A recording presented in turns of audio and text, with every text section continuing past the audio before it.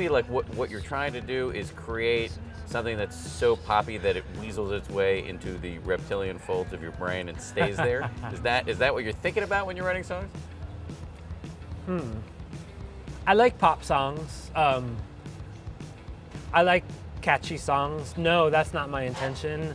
When I'm making a record, I'm trying to write and record a record that I'm proud of, and that at the end of the day I can go to sleep knowing that I made something that I'm proud of. And you know, I like writing songs and making recordings that make me want to bob my head, and hopefully there are people out there who want to do the same.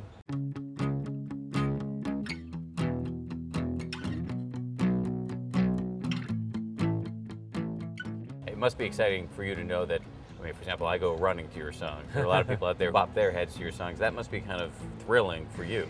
As soon as I think about, like, quote unquote, the masses, and like whether or not other people in the world will like it, I start to stress out too much, and it's sort of distracting and paralyzing in a weird way. And if I just sort of keep it within my realm and try and make something that I'm happy with, and that hopefully my buddies who are nerd musicians like me will appreciate, I stay sane.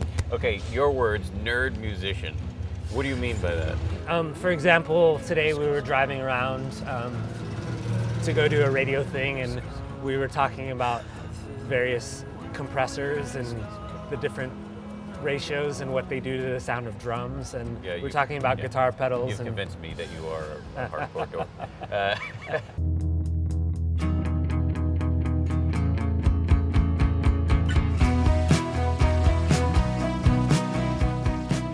There are like 5 or 6 songs on the album named after girls. Yes.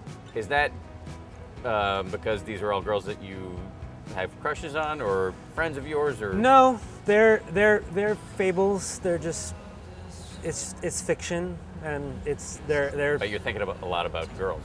I like girls. There's nothing wrong with that, right? No, look, I'm not judging here. But are these girls that you know, or are you just making up characters? Occasionally they exhibit qualities that people I know exhibit. OOO in particular was based on this weird recurring dream that I was having, and Mary-Louise Parker was involved with the dream. You can shoot her if you want. So that song was actually about her. Does she know that? I'm sure she doesn't care. The devil was a girl, and she wore yellow tea. Was oddly enough, it was happening in my dream in this neighborhood.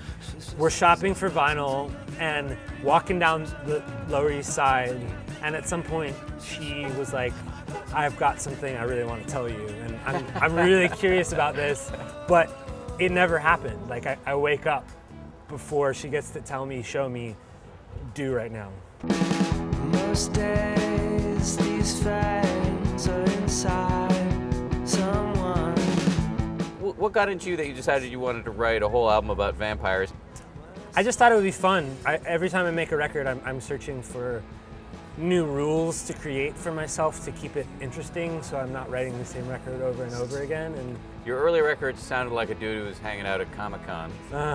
And then the last one was a lot more personal. Yes. What happened? I turned 30. And I don't know. I decided that I wanted to try a different way of making something poignant, if that makes sense. Very early on, my rule of thumb was I don't want to take it seriously.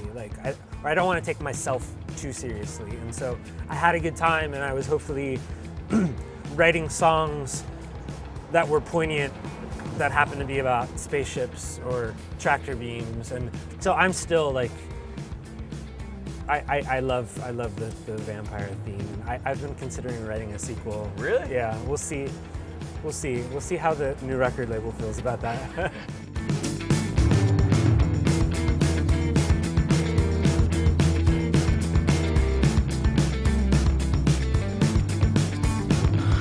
I can never see